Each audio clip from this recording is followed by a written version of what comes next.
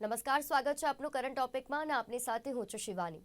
જે રીતે અત્યારે આપણે સૌ અત્યારના આધુનિક સમયમાં જીવી રહ્યા છે અને આધુનિક સમયમાં ટેકનોલોજીનો વ્યાપ અત્યારે વધતો જોવા મળી રહ્યો છે અને આ ટેકનોલોજી જે સતત એમાં અપડેશન આવી રહ્યું છે ને એટલે જ આ ટેકનોલોજીમાં અત્યારે હવે આપણે જોઈએ છે કે ઘણા બધા એવા ટૂલ ઉપયોગી આપણને નીવડતા હોય છે આપણા રોજિંદા જીવનમાં આપણે તેનો ઉપયોગ કરતા હોઈએ છીએ। તો એ નાનામાં નાના ટૂલથી માંડીને દરેક એવા મોટા ટૂલ કે જે આપણા જીવનમાં ઉપયોગી હોય છે, હવે તેના બે પાસા હોઈ શકે। એક હકારાત્મક પાસા કે જે આપણા જીવનમાં આપણે તેને ઉપયોગમાં લઈએ છીએ, બીજું પાસું નકારાત્મક કે જે આપણા ઉપર એની અસર પહોંચતી હોય છે। આ બંને પાસાને ધ્યાનમાં રાખીને આપણે વાત કરતા હોઈએ છીએ અને ચર્ચા કરતા હોઈએ છીએ। આજે એવી જ મહત્વપૂર્ણ ચર્ચા ચેટ જીપીટી પર કે જે હંમેશા જ્યારથી આવ્યું છે ત્યારથી ચર્ચામાં છે અને એ બંને રીતે ચર્ચામાં જોવા મળે છે કે એક એના મહત્વના પાસા તરીકે કે જેનો ઉપયોગ આપણે સૌ કરીએ છીએ અને એ જે હકારાત્મક પાસું છે તેની સામે ક્યાંક ને ક્યાંક નકારાત્મક પાસું પણ તેમાં જોવા મળતું હોય છે। એક સર્વે જે છે મેસેચ્યુસેટ્સ ઇન્સ્ટિટ્યૂટ ઓફ ટેકનોલોજીનો ઓપન એઆઈનો એક અભ્યાસ છે અને તેમાં સામે આવ્યું કે ચેટ જીપીટીનો જે વધુ પડતો ઉપયોગ જે વ્યક્તિ કરે છે એટલે કે દરરોજ તેનો વધુ પડતો ઉપયોગ કરતા વ્યક્તિઓમાં તેઓ એકલપણાનો શિકાર બનતા હોય છે અને ક્યાંક ને ક્યાંક તે અન્ય વ્યક્તિઓ સાથેના તેમના સંબંધોમાં પણ તિરાડ આવતી હોય છે એટલે કે સામાજિક સંબંધો ઓછા થતા હોય છે। એટલે વ્યક્તિ જ્યારે વધુ પડતો લાગણીશીલ હોય અને ત્યારે એ ક્યાંક પોતાનો જે ભાવ છે તે અન્ય વ્યક્તિ સામે રજૂ નથી કરી શકતો અને એટલે જ આ પ્રકારના ટૂલનો ઉપયોગ કરતો હોય છે ત્યારે તેને કારણે અન્ય સંબંધોમાં સામાજિક તણાવ જોવા મળતો હોય છે। બાળકો ઉપર પણ એક સર્વે કરવામાં આવ્યું જેમાં સામે આવ્યું કે બાળકો આખો દિવસ આ ચેટ જીપીટી ઉપર રચ્યા પચ્યા રહે છે, આ ટૂલનો જે ઉપયોગ કરે છે, એ બાળકોમાં એકલપણાની સાથે સાથે આત્મહત્યાના વિચાર આવે છે અને તે પોતાના વિચારો અને તેની સાથે વાતચીત કરે છે અને ક્યાંક ને ક્યાંક આ સર્વેમાં એવું પણ આવ્યું કે એક બાળકે ચેટ જીપીટી સાથે વાત કરતા તેને વિચાર આવ્યો તેને આત્મહત્યા કરી। હવે આ ગંભીર બાબત કહી શકાય ને એટલા જ માટે આપણે હંમેશા એ વાત યાદ રાખતા હોઈએ છીએ કે કોઈ પણ વસ્તુનો ઉપયોગ જે છે તે જો એના ઉપયોગ પ્રમાણે અને તેના જે મર્યાદામાં રહીને કરવામાં આવે તો તે આપણને કોઈ પણ પ્રકારનું નુકસાન નથી પહોંચાડતી। આ સર્વે વિશે વિશેષ વાત કરીશું અને શું છે તેની સાચી હકીકત જાણવાનો પ્રયાસ કરીશું। આપણી સાથે જોડાઈ ચૂક્યા છે ડૉક્ટર પ્રશાંત ભીમાણી કે જેઓ સિનિયર સાયકોલોજિસ્ટ છે। પ્રશાંતજી, સ્વાગત છે આપનો કાર્યક્રમમાં। સાથે થેન્ક યુ. જોડે ચૂક્યા છે નિસર્ગ ભટ્ટ કે જેઓ એઆઈ એક્સપર્ટ છે। નિસર્ગ, સ્વાગત છે આપનો કાર્યક્રમમાં। Thank you so much. Nisarg, જે રીતે આપણે સૌ ચેટ જીપીટી વિશે જાણતા હોઈએ છીએ અને તમે એઆઈ એક્સપર્ટ છો, તો સૌપ્રથમ તો ચેટ જીપીટી વિશે જણાવશો કે કેમ કે બે પાસા તરીકે આપણે એને જોઈએ છે, એના હકારાત્મક પાસા અને જે નકારાત્મક પાસા છે એટલે કે પોઝિટિવ નેગેટિવ બંને પાસા તરીકે ચેટ જીપીટી વિશે વાત કરશો। ઓકે, સો ચેટ જીપીટી એ સૌથી પહેલા એક લાર્જ લેંગ્વેજ મોડેલ છે, જેનો અર્થ એવો છે કે જે ભાષાને સમજી શકે, ભાષાને સાથે જવાબ આપી શકે। જનરલી આપણે જે ગૂગલ સર્ચ કરીએ છીએ એની અંદર એક પ્રશ્ન લખવામાં આવે છે, ક્વેરી લખવામાં આવે છે, એને રિલેટેડ સર્ચ થઈને વસ્તુઓ બહાર આવે છે। જ્યારે ચેટ જીપીટીની અંદર તમે જે બી લખો છો એનો જવાબ એક ઇન્ટેલિજન્સ થ્રુ સમજીને આપવામાં આવે છે। તો એ જવાબ કોઈ સર્ચથી નથી હોતો, બસ એ લેંગ્વેજનો ઇનપુટ, બસ લેંગ્વેજનો આઉટપુટ છે।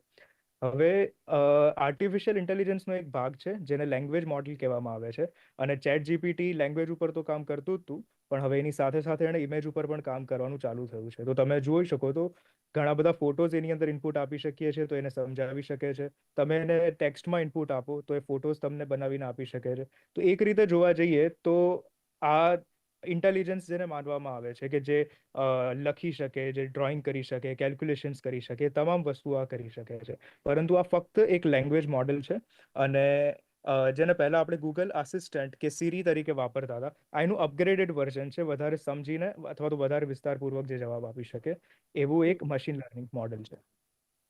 બિલકુલ। પ્રશાંતજી, જે રીતે જે કોઈ પણ આપણે વાત કરીએ ટેકનોલોજીની, તો એ ટેકનોલોજીને વ્યક્તિઓ સાથે સંબંધ કઈ રીતે હોઈ શકે અને અત્યારે જે ચેટ જીપીટી પર આપણે ચર્ચા કરી રહ્યા છે એને વ્યક્તિઓના સંબંધો સાથે પણ સરખાવવામાં આવ્યું છે, તો એ કઈ રીતે બની શકે? એનું કારણ એ છે કે આપણી જે ઇમોશન્સ છે એ ઇમોશન અથવા વિચાર કોઈ પણ ઉદ્ભવે છે તો એ આપણે કોઈ વ્યક્તિ સાથે અથવા વાતાવરણ સાથે એને અભિવ્યક્ત કરીએ છીએ, વાતાવરણમાં અભિવ્યક્ત કરીએ છીએ। હવે કોઈ પણ ઇન્ટરેક્શન કે આંતરક્રિયા ક્યારે થાય કે જ્યારે સામેથી પણ એનો જવાબ આવે ત્યારે। તો એના લીધે એક નવી જ આખી એક સાયન્ટિફિક સિસ્ટમ ઊભી થઈ જેને કોમ્પ્યુટર હ્યુમન ઇન્ટરફેસ કહેવાય છે અથવા તો બ્રેઇન કોમ્પ્યુટર ઇન્ટરફેસ કહેવાય છે। આનો અર્થ એવો થયો કે એક સામે જે ટેકનોલોજી છે એ તમને એક વ્યક્તિનું જ એક આપૂર્તિ કરે છે. હવે એવું છે કે તકલીફ ક્યાં છે કે આપણે અત્યાર સુધી એક વ્યક્તિ કે અનેક વ્યક્તિ સાથે કે થોડા ઘણા વ્યક્તિ સાથે વાતચીત કરતા હતા, પણ હવે સામેવાળું જે વ્યક્તિ છે એની પાસે એનું પોતાનું એક જ મગજ છે, પણ ચેટ જીપીટી પાસે હજારો મગજ છે. એટલે એ એટલું બધું જબરદસ્ત રીતે સ્કિલ્ડ છે કે સામાન્ય વ્યક્તિની સામે આટલી બધી બુદ્ધિવાળા લોકો સાથે એને ઇન્ટરેક્શન કરવાનું આવે છે. હવે તકલીફ એ થાય છે કે માણસ જે છે એ પોતાની કોઈ પણ સામાન્ય વાત પણ જ્યારે અભિવ્યક્ત કરી રહ્યો છે, અત્યારની વાત છે, હું ચેટ જીપીટીની વાત કરું છું અને જનરેટિવ એઆઈની ખાસ કરીને વાત કરું છું, ત્યારે એવા સંજોગોમાં એની ઇમોશનને તરત પારખી જઈને એ જ પ્રમાણેના જવાબ આપવાનું એ સિસ્ટમે અથવા તો એ તંત્રે કામ કરવાનું શરૂ કર્યું. હવે માણસને તમે જુઓ તો માણસને એ ખબર પડતી નથી કે એને જે જવાબ આપવામાં આવ્યો છે એ જવાબ લાગણીમય જવાબ છે, પણ એની પાસે લાગણી નથી. જવાબ લાગણીમય લાગે છે, પણ એની પાસે લાગણી કોઈ પ્રકારની નથી. એક સરસ હમણાં મેં વચ્ચે વેબ સિરીઝ જોઈ હતી, એનું નામ છે કેસેન્ડ્રા. ઓફકોર્સ આ થોડુંક એની રીતે પેલું પોએટિક લિબર્ટી લઈને થોડુંક વધારે બતાવ્યું છે, પણ હું તો એવું માનું છું કે વધારે જે બતાવ્યું છે ભવિષ્ય જ છે કે એક આવી રીતે કોમ્પ્યુટર હ્યુમન બીઈંગની ઉપર હુમલા કરી શકે છે અને એને એટલી હદે હેરાન કરે છે કે એ પોતે એ હ્યુમન બીઈંગથી સુપિરિયર થવા ઈચ્છે છે. અને આખું એટલે આ વાત એટલા માટે હું કહું છું કે માણસને હજુ એ ફેઝની અત્યારે ખબર નથી, પણ એની સાથે સાથે માણસ તો બુદ્ધિશાળી છે જ. માણસ એવું પણ કંઈક શોધશે કે એનો કંટ્રોલ કે એનું નિયંત્રણ કેવી રીતે થાય. ટૂંકમાં કોગ્નિટિવ પ્રોસેસ જેને કહેવાય કે મનોવિજ્ઞાનની દ્રષ્ટિએ બોધનની પ્રક્રિયાઓ જેને કહેવાય, એ પ્રક્રિયાઓ અત્યારે થઈ રહી છે અને લાગણી તરફ જઈ રહી છે. એટલે એ અત્યારે માત્ર સવાલ જવાબ, પછી કોગ્નિટિવ પ્રોસેસ અને હવે ઇમોશન્સ બાજુ આ આખી પ્રક્રિયા જઈ રહી છે. ભવિષ્ય શું થશે એ તો અત્યારે ખબર નહીં પડે. જી બિલકુલ. નિસર્ગ, જ્યારે આપણે ટેકનોલોજીની વાત કરતા હોઈએ છીએ ત્યારે હવે ટેકનોલોજી જેમ જેમ આગળ વધી રહી છે અને આપણે સૌ તેનો ઉપયોગી બની રહ્યા છે કે કોઈ પણ એવું નવું ટૂલ આવે છે તો આપણે તેનો ઉપયોગ કરતા હોઈએ છીએ. બાળકોમાં અત્યારે ટેકનોલોજીનો જે વ્યાપ વધી રહ્યો છે, હવે ચેટ જીપીટીમાં બાળકો જે રચ્યા પચ્યા રહે છે, આપને શું લાગે કે એક એઆઈ એક્સપર્ટ તરીકે ચેટ જીપીટીનો વધુ પડતો ઉપયોગ બાળક ઉપર અસર કઈ રીતે કરતો હોય, કારણ કે તે તો નોલેજ મેળવવા માટે આનો ઉપયોગ કરતો હોય છે ત્યારે? બિલકુલ. તો અત્યારે અમે જે બી પ્રોડક્ટ્સ બનાવીએ છીએ, જે બી પ્રોજેક્ટ્સ બનાવીએ છીએ, તો એનો બેઝિકલી સર્વે કરવામાં આવે છે અને એક સબ્જેક્ટ છે હ્યુમન સેન્ટર્ડ ઇન્ટેલિજન્સ સિસ્ટમ્સ.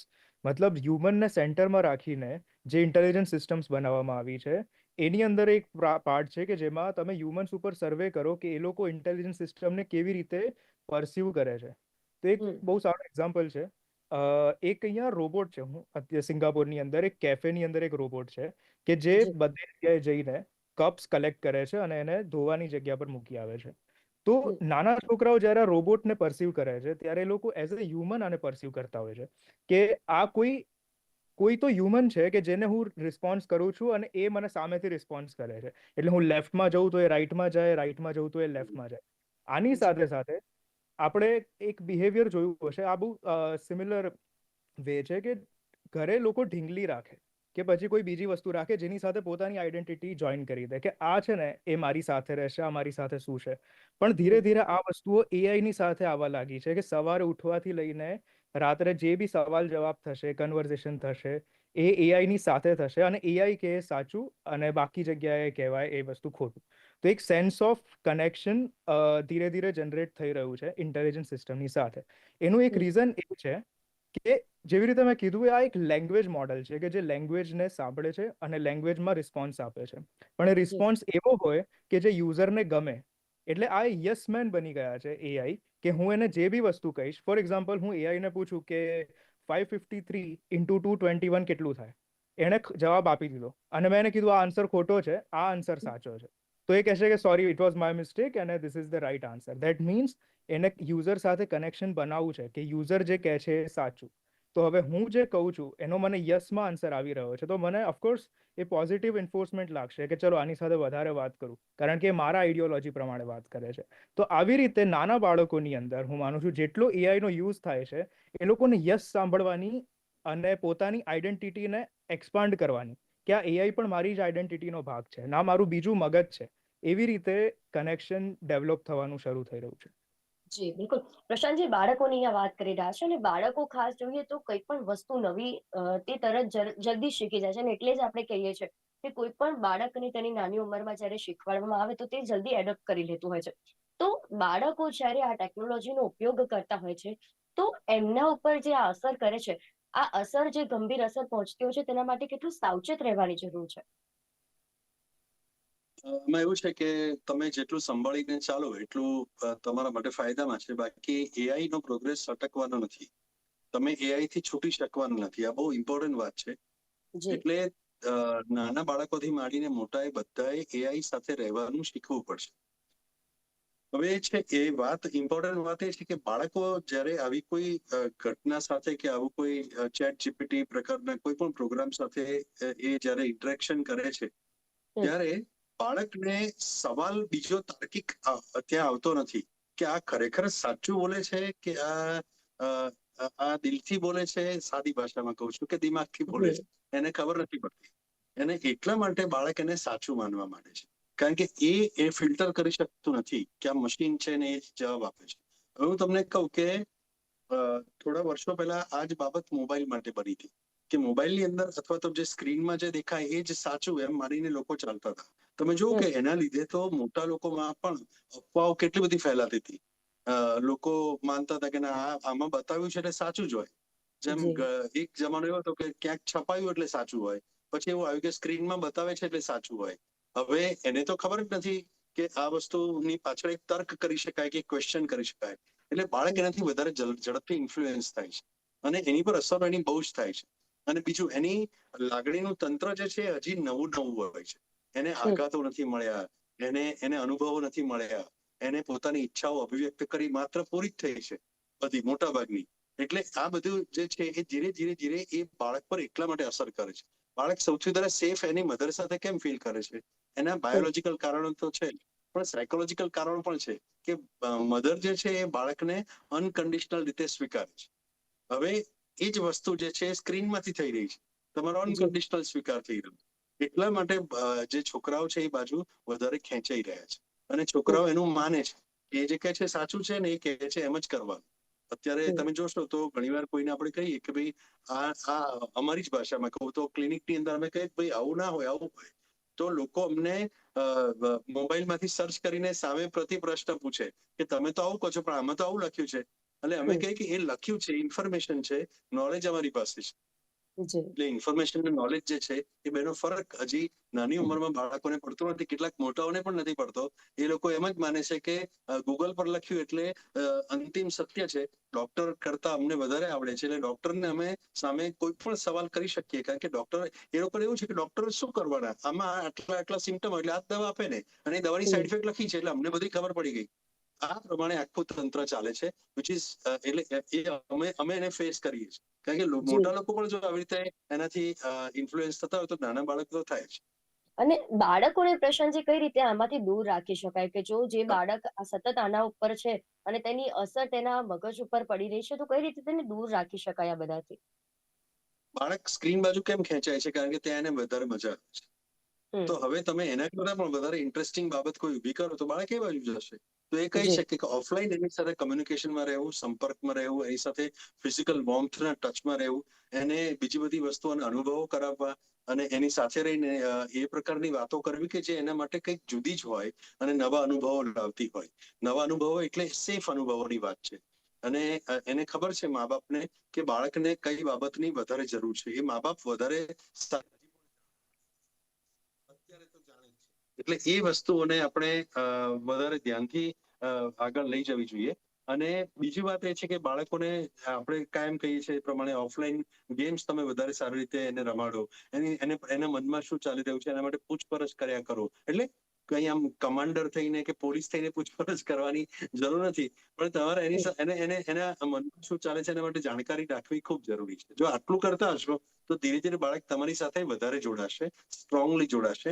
અને તમે જે કહો છો એ સાચું માનવા માટે બાળક હજી પણ એના માટે એક ઓપ્શન રહેશે કે ના, મારા મા બાપ જે કહે છે ને એ વધારે સાચું હોઈ શકે, કારણ કે એ લોકોને મારી સાથે બિનશરતી પ્રેમ છે. આ બાબત એના મનમાં હજુ પણ અત્યારની જનરેશનમાં તો એટલીસ્ટ છે. જી જી બિલકુલ. નિસર્ગ, જે રીતે ચેટ જીપીટીની આપણે વાત કરી રહ્યા છે ને, અત્યારના કોઈ પણ ટેકનોલોજીના ટૂલની વાત કરી, વચ્ચે ગ્રોકનું પણ આવ્યું હતું કે ગ્રોક દ્વારા જે પણ જવાબો આપવામાં આવ્યા તે પણ ખૂબ ચર્ચાસ્પદ બન્યા હતા. તો આ પ્રકારના જે એઆઈ જે ટૂલ હોય છે, જે ટેકનોલોજીના ટૂલ હોય છે, તે ખરેખર આવી રીતે અસર પહોંચાડતા હોય છે કે પછી વ્યક્તિઓ હવે એ રીતે લઈ રહ્યા છે કે તેમના માનસિક ઉપર તે અસર કરે છે?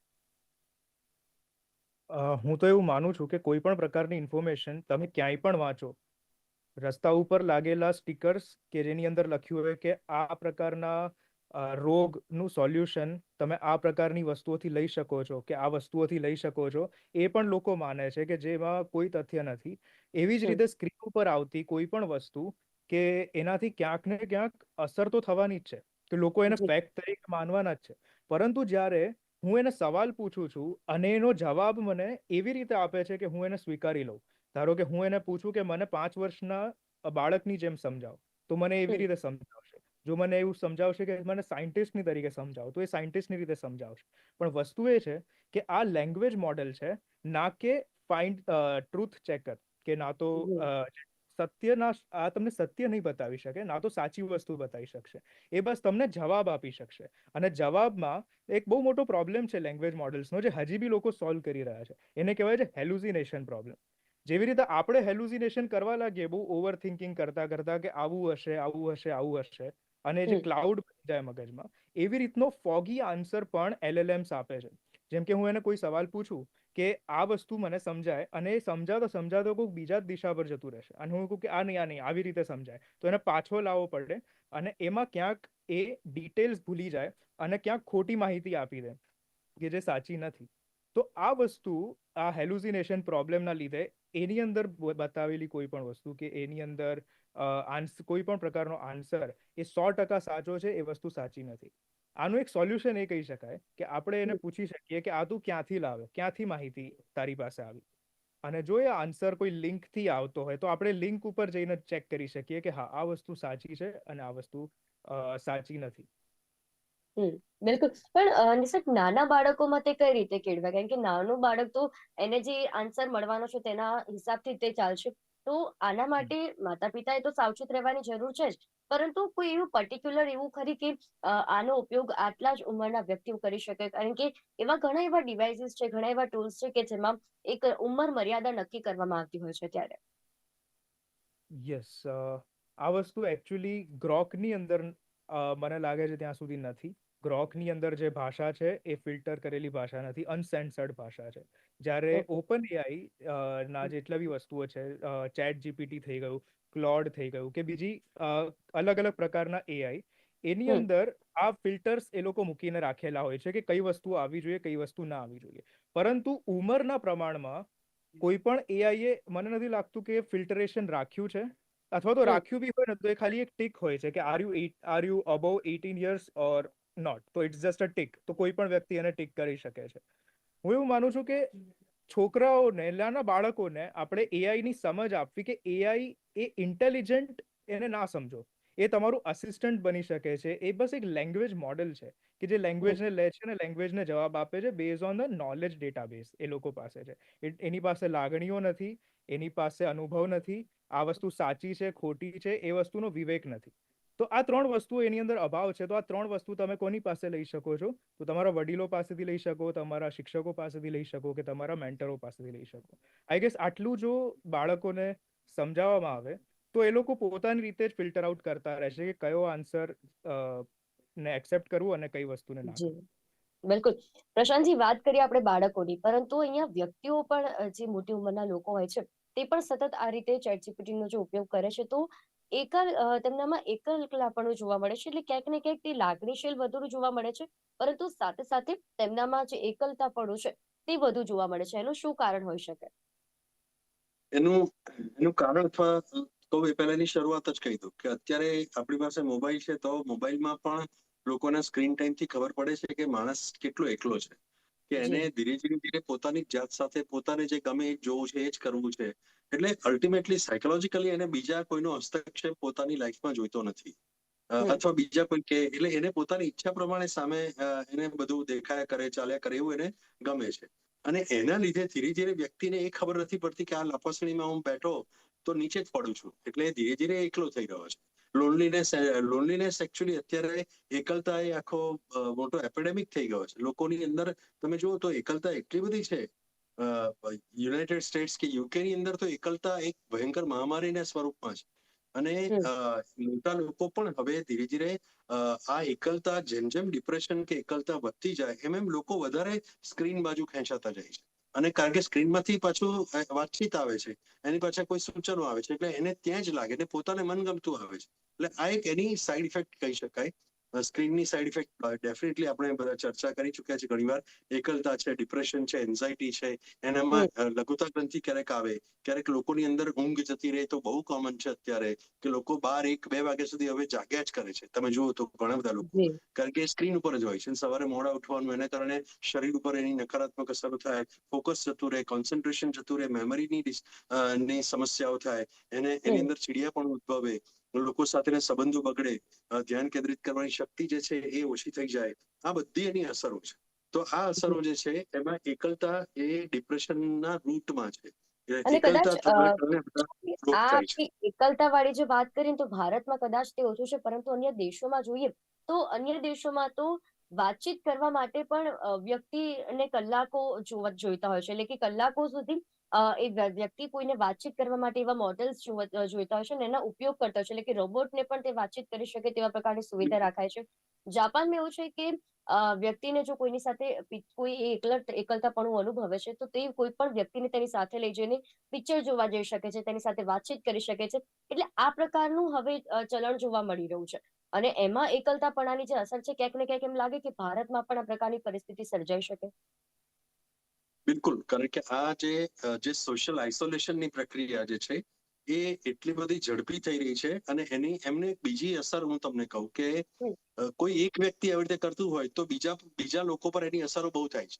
એટલે જોઈને લોકો અથવા કોઈ ડાયરેક્ટલી કે ઇનડાયરેક્ટલી એનું અનુકરણ થયા કરે છે કે ભાઈ આ પણ ગયા. એટલે શરૂઆત ફેશનથી થાય છે, પણ પછી એની અંદર એ લપસી જાય છે. મેં જે આગળ કહ્યું તે પ્રમાણે it is like an addiction. ધારો કે કોઈ સ્મોક કરે, પછી એ સ્મોક કદાચ શરૂઆતમાં મિત્રો કે ક્યાં કરી જો આમ છે, ના ગમે, પછી એ કરવા માંડે, પછી એડિક્શનના લેવલ સુધી જતું રહે છે. અને પછી તો એના શરીર સાથે, મન સાથે એ આખું એ રમતો ચાલુ થઈ જાય છે. અને એના લીધે વ્યક્તિ એમાંથી બહાર નીકળી શકતી નથી. એટલે આ તો લાગણીની દ્રષ્ટિએ બરાબર છે. હવે ફિઝિકલ રિલેશન રાખે એવા પણ રોબોટ્સ આવી રહ્યા છે, ઘણું બધું આવી રહ્યું છે. એટલે કદાચ એવું બની શકે કે ભવિષ્યમાં એક માણસ બીજા માણસ સાથે જો વાતચીત કે વ્યવહાર રાખશે તો એ પણ એક સમાચાર કહેવાશે. એવું પણ હું માનું છું કે 20 વર્ષ પછી એવું પણ આપણે કલ્પના કરી શકીએ. જી, અને એવી આશા રાખીએ કે ભારતમાં આ પ્રકારની પરિસ્થિતિ ના સર્જાય. કારણ કે તે જ સારું છે, કારણ કે વ્યક્તિ વચ્ચેનો જે સંબંધ છે તે ઘણી બધી રીતે તેને માનસિક રીતે પણ શાંતિ અનુભવાતો હોય છે. અને જે શારીરિક થાક હોય છે તે અન્ય વ્યક્તિ સાથે વાતચીત કરીને પણ ઓછો થતો હોય છે. અને આ પ્રકારના ટેકનોલોજીનો ઉપયોગ જે છે તે તેના મર્યાદા રીતે કરવામાં આવે તો જઈને આ પ્રકારની પરિસ્થિતિ નહીં સર્જાય. અને ભારતમાં આ પ્રકારની જે અત્યારે ટેકનોલોજીનો ઉપયોગ વધી રહ્યો છે તે પણ મર્યાદામાં રહીને થાય તો આપણે એવી આશા રાખી શકીએ. નિસર્ગ, પ્રશાંત, જે આપ બંને અમારી સાથે જોડાયા તે બદલ આપ બંનેનો ખૂબ આભાર. Thank you. તો જે રીતે કરંટ ટોપિકમાં આજે મહત્વની વાત રહી કે ચેટ જીપીટીનો ઉપયોગ વ્યક્તિના મગજ ઉપર કઈ રીતે અસર કરે છે, અને ખાસ નાના બાળકો ઉપર. કારણ કે નાના બાળકો નાની ઉંમરમાં ઘણું બધું જલ્દીથી શીખી લેતા હોય છે, અને તેમાં પણ આ ટેકનોલોજીનો ઉપયોગ ક્યાંક ને ક્યાંક તેમના મગજ ઉપર વિપરીત જો અસર કરશે તો તેમના માટે ભવિષ્ય માટે ખૂબ જ જોખમી સાબિત થશે. અને આવનારી પેઢી માટે પણ કે તેમનો પણ વધુ પડતો ટેકનોલોજીનો ઉપયોગ તેમના મગજ ઉપર ગંભીર અસર કરતો હોય છે. દરેક વ્યક્તિના મગજ ઉપર કોઈ પણ સાધનનો જ્યારે વધુ પડતો ઉપયોગ કરવામાં આવે તો તે અસર વિપરીત જ કરતો હોય છે, એટલે કે નકારાત્મક રીતે જ કરતો હોય છે. માટે તેનો ઉપયોગ જો મર્યાદામાં રાખીને કરવામાં આવે અને તેની જરૂરિયાત મુજબ કરવામાં આવે તો આ પ્રકારની પરિસ્થિતિ નહીં સર્જાય. કરંટ ટોપિકના કાર્યક્રમમાં હાલ બસ આટલું જ. ફરી મળીશું આ વિષયની સાથે. ત્યાં સુધી રજા આપશો. નમસ્કાર.